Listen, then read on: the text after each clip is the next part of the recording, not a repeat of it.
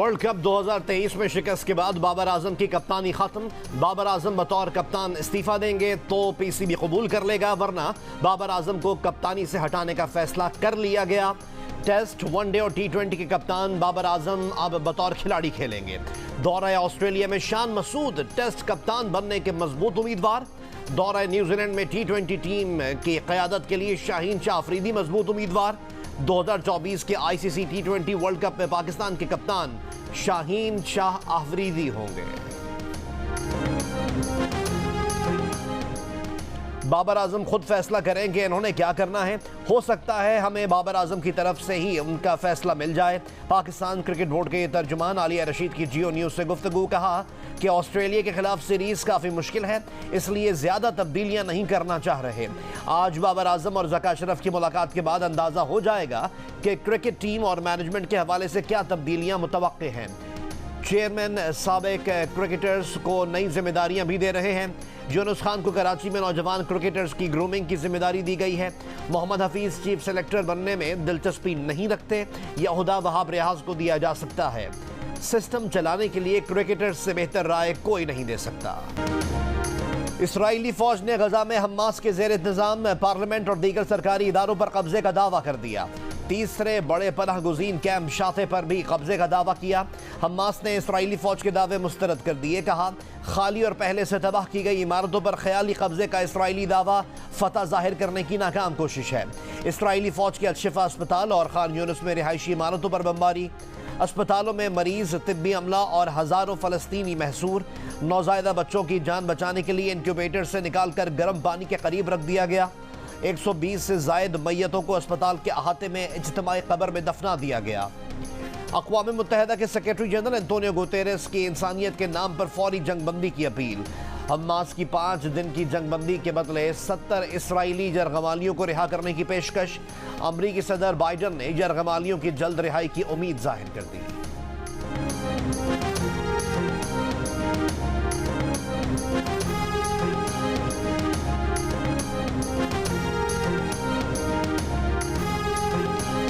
नवाज शरीफ का मिशन बलोचिस्तान। 30 से ज्यादा सियासी शख्सियात का नून लीग में शमूलियत का ऐलान।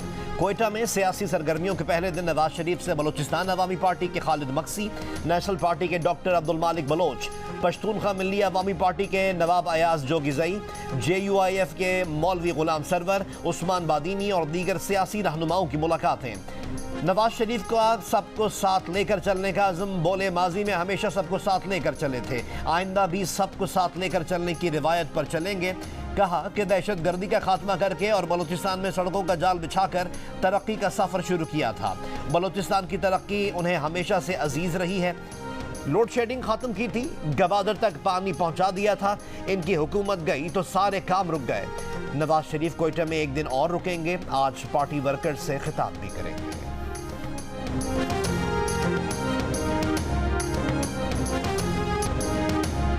बिलावल भुट्टो जरदारी का नवाज शरीफ को लाहौर में ही तवज्जो देने का मशवरा। कहा, इनके ख्याल में लाहौर में नून लीग के लिए मुश्किलात पैदा की गई हैं, जब ही नवाज शरीफ इक्का दुक्का सीटों के लिए बलूचिस्तान जाने की तकलीफ उठा रहे हैं।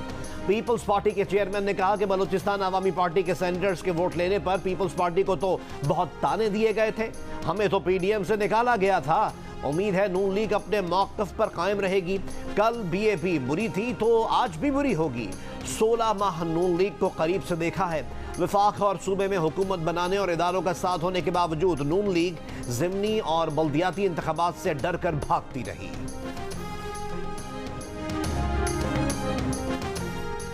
नून लीग के सदर शहबाज शरीफ ने कहा है कि 16 माह की हुकूमत के दौरान सबसे ज़्यादा बार बलूचिस्तान के दौरे किए। मुख्तसर तरीन हुकूमत में भी बलूचिस्तान की तरक्की, तालीम और नौजवानों की हुनरमंदी के मंसूबों पर काम किया। गवादर के लिए ईरान और नेशनल ग्रिड से बिजली देने के मंसूबे शुरू किए। गवादर बंदरगाह की सफाई और गहराई के लिए एक कॉन्ट्रैक्ट दिया। फरवरी 2024 में यह काम मुकम्मल होगा। गवादर हवाई अड्डे पर काम तेज किया गया, जो रमा साल के आखिर में मुकम्मल होगा। साइफर केस की जेल में समाअत रोकने का हुक्म। इस्लामाबाद हाई कोर्ट ने साइफर केस के जेल ट्रायल पर चेयरमैन PTI की दरख्वास्त पर हुक्म इम्तना जारी कर दिया। जस्टिस मियां गुल हसन औरंगजेब ने अटॉर्नी जनरल से कहा कि जानना चाहते हैं ऐसा क्या गैर मामूली हालात थे कि ये ट्रायल इस तरह चलाया जा रहा है। क्या वजूहात थी कि वफाकी काबीना ने जेल ट्रायल की मंजूरी दी? मंजूरी से पहले होने वाली अदालती कार्रवाइयों का स्टेटस क्या होगा? बादियों नजर में तीनों नोटिफिकेशन हाई कोर्ट के मुतालिका रूल्स के मुताबिक नहीं है। अटॉर्नी जनरल ने कहा कि तमाम मुतालिका इदारों से रिकॉर्ड लेकर अदालत के सामने रख देंगे। जेल ट्रायल के खिलाफ इंट्रा कोर्ट अपील पर समाअत 16 नवंबर तक मुलतवी।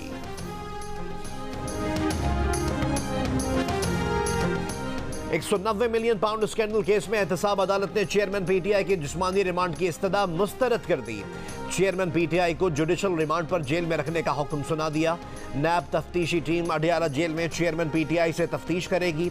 एहतसाब अदालत के जज मोहम्मद बशीर ने महफूज शुदा फैसला सुना दिया। वजारत कानून ने जेल ट्रायल का नोटिफिकेशन जारी किया था। अडियाला जेल में एहतसाब अदालत लगाने की इजाजत दी थी।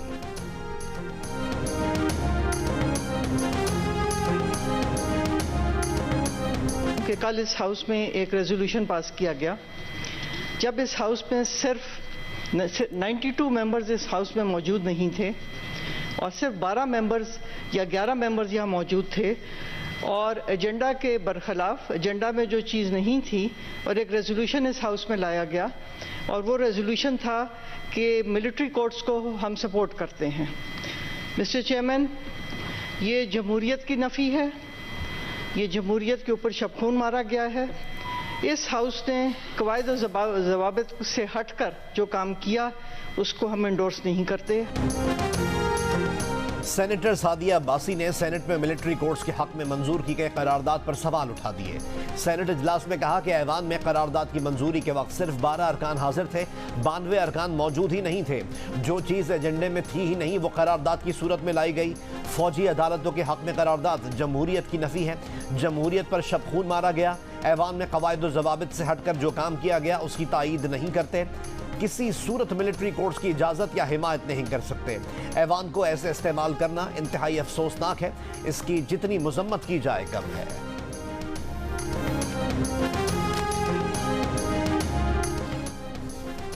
फैज हमीद के खिलाफ इख्तियारात के नाजायज इस्तेमाल की दरख्वास्त। सुप्रीम कोर्ट ने तहरीरी फैसला जारी कर दिया। कहा दरख्वास्त गुजार ने फैज हमीद पर संगीन इल्जामात आयद किए। इल्जामात दुरुस्त साबित हुए तो वफाकी हुकूमत और इदारों की साख कम होगी।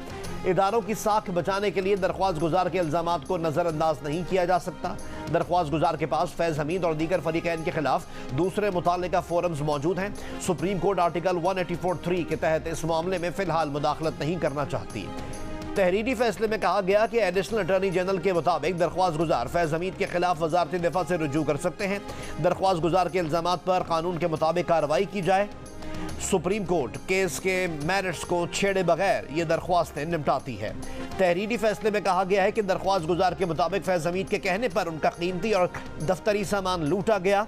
इनके घर वालों के खिलाफ झूठे मुकदमात बनाए गए। अहले खाना को गैर कानूनी तहवील में रखा गया।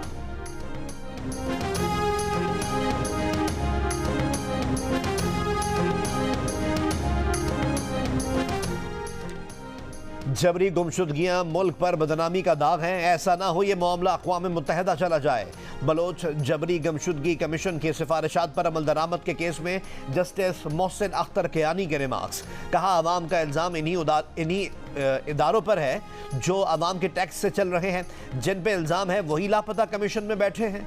रियासती इदारे काम यूं कर रहे हैं जैसे एहसान कर रहे हों। बलोच तलबा कमीशन केस वज़ीर आज़म ऑफिस इसलिए भेजा कि वज़ीर आज़म और वज़ीर दाखिला खुद बलूचिस्तान से हैं। अदालत को बताएं कि 22 फरवरी 2023 की रिपोर्ट पर आज तक क्या हुआ। रिपोर्ट दुरुस्त है तो हुकूमत अमल करे, वरना इदारों के सरबराह बयान हल्फी दें कि रिपोर्ट गलत है। हुकूमत रिपोर्ट झूठी कहकर डस्टबिन में डाल दे, फिर अदालत खुद देखेगी कि क्या करना है। वफाक ने इस्लामाबाद हाई कोर्ट को 3 वज़रा की नई कमेटी से आगाह किया। जस्टिस मोहसिन अख्तर कियानी ने कहा कि कमेटी 1 हफ्ते में वजारत दिफा, वजारत दाखिला और वजारत कानून का इजलास बुलाकर रिपोर्ट दे।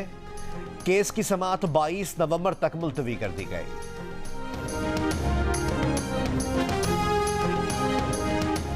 जज आर्टिकल 184(3) के मुकदमात के फैसले चैम्बर में नहीं कर सकते। सुप्रीम कोर्ट ऑफ पाकिस्तान ने जाहिदा जावेद असलम केस में साबिक चीफ जस्टिस साकिब निसार का फैसला गैर कानूनी करार दे दिया। तफसीली फैसले में लिखा गया है कि साबिक चीफ जस्टिस की इस मामले में कार्रवाई कानूनी नहीं थी। प्रैक्टिस एंड प्रोसीजर एक्ट बनने के बाद आर्टिकल 184(3) के मुकदमात के फैसले का इख्तियार अब चीफ जस्टिस के पास भी नहीं रहा। जस्टिस अतहर मिनुल्लाह ने तफसीली फैसले के साथ इजाफी नोट में ह्यूमन राइट्स सेल के तमाम फैसले और कार्रवाइयां कलअदम करार दे दी। जस्टिस अतहर मिनुल्लाह ने इजाफी नोट में लिखा है कि registrar Supreme Court human rights cell को हर तरह का काम करने से रोक दे।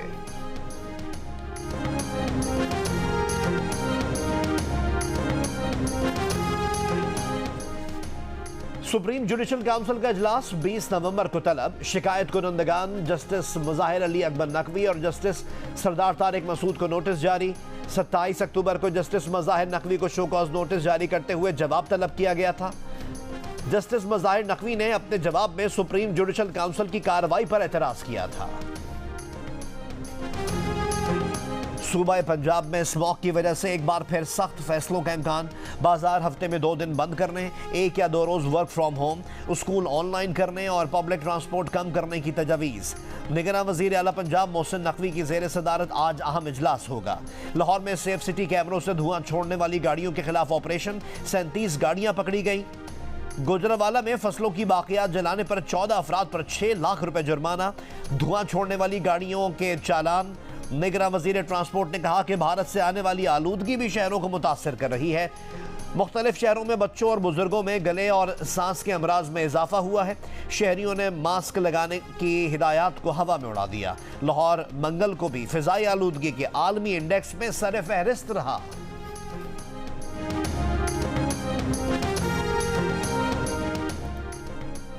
मुत्तहिदा अरब अमीरात के सफीर ने IMF को पाकिस्तान के मुआशी इस्तेहकाम के लिए किरदार अदा करने की यकीन दहानी करा दी। IMF मिशन चीफ की पाकिस्तान में मुत्तहिदा अरब अमीरात के सफीर से मुलाकात। पाकिस्तान के लिए बैरूनी फाइनेंसिंग गैप पूरा करने से मुताल्लिक उमूर पर तबादला ख्याल। ज़राए के मुताबिक IMF मिशन एक्सटर्नल फाइनेंसिंग की दस्तयाबी की तस्दीक कर रहा है।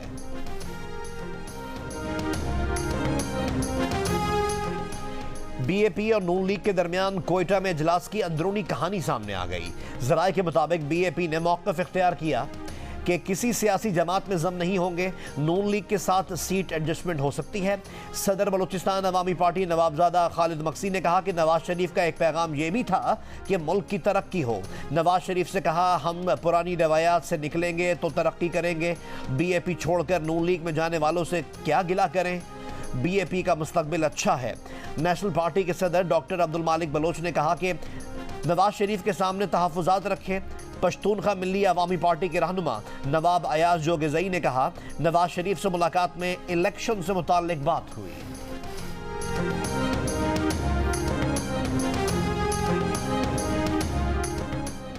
नून लीग के रहनुमा एहसन इकबाल का बिलावल भुट्टो जरदारी के बयान पर रद्द अमल। कहा, 16 माह की हुकूमत में अपनी वजारत की कारकर्दगी का दिफा नहायत फ़ख्र के साथ कर सकते हैं।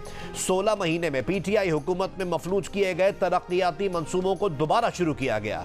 मुल्क में मुतादिद नए तरक्याती मंसूबे शुरू किए गए। सूबा सिंध के लिए तरक्याती मंसूबों की मंजूरी और फंडिंग की गई। थर कोयले का मंसूबा, जिसका बिलावल भुट्टो जरदारी ने क्रेडिट लिया, कागजों में घूम रहा था। पीपल्स पार्टी के 3 अदवार में इस पर कोई काबिल ज़िक्र अमल नहीं हो सका। मुस्लिम लीग नून के दौरे हुकूमत में वज़ीर आज़म नवाज शरीफ की हिदायत पर थर को CPEC मंसूबों में शामिल किया गया, तभी यह ख्वाब हकीकत बन सका। अच्छा होता अगर बिलावल थर मंसूबे के लिए नवाज शरीफ के ताउन का भी जिक्र कर देते। तानों की सियासत से परहेज करना चाहिए।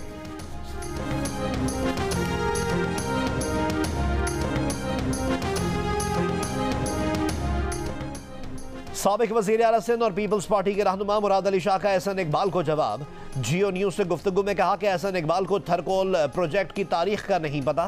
प्रोजेक्ट का आगाज़ ही 1991-92 में हुआ था, तो 1988 से 90 में काम कैसे शुरू होता। 1995 में हांगकांग के सरमायाकार के साथ 2 पावर प्लांट्स का मुआहदा हुआ, लेकिन बाद में आने वाली लीगी हुकूमत ने काम नहीं किया।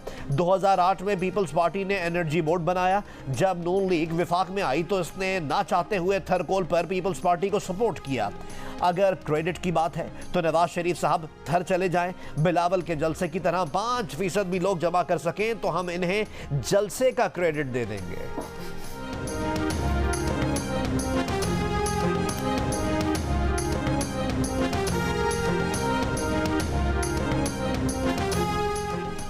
इस्लामाबाद हाई कोर्ट के रजिस्ट्रार ऑफिस ने मुशर्रफ बीबी की किसी भी मुकदमे में गिरफ्तारी और तलबी से रोकने की दरख्वास्त पर एतराज़ आयद कर दिया। एतराज़ में कहा गया है कि किसी FIR के बगैर जमानत की दरख्वास्त कैसे काबिल समाअत है, तफसील के बगैर किसी मुकदमे में कैसे जमानत दी जा सकती है। मुशर्रफ बीबी ने केसेस की तफसीलात फराहम करने और गिरफ्तारी से रोकने की दरख्वास्त मंगल को दायर की थी।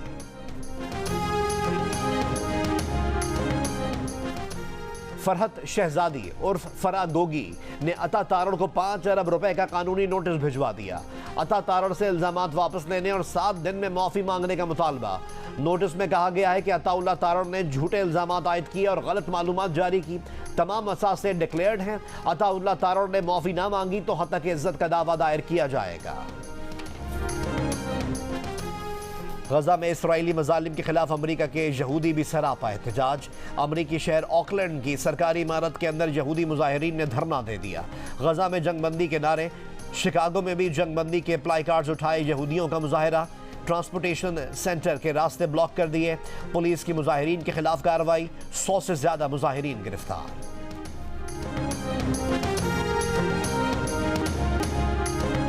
क्रिकेटर अब्दुल रज़ाक ने मुतनाज़ बयान के बाद भारतीय अदाकारा ऐश्वर्या राय से मुआफ़ी मांग ली। वीडियो बयान में कहा कि प्रेस कॉन्फ्रेंस में कोचिंग और क्रिकेट की बात हो रही थी, इस दौरान इनकी ज़बान फिसल गई। मिसाल कोई और देनी थी लेकिन ऐश्वर्या राय का नाम ज़बान से निकल गया। प्रेस कॉन्फ्रेंस में दिए गए बयान पर अब्दुल रज़ाक को तनकीद का निशाना बनाया जा रहा था।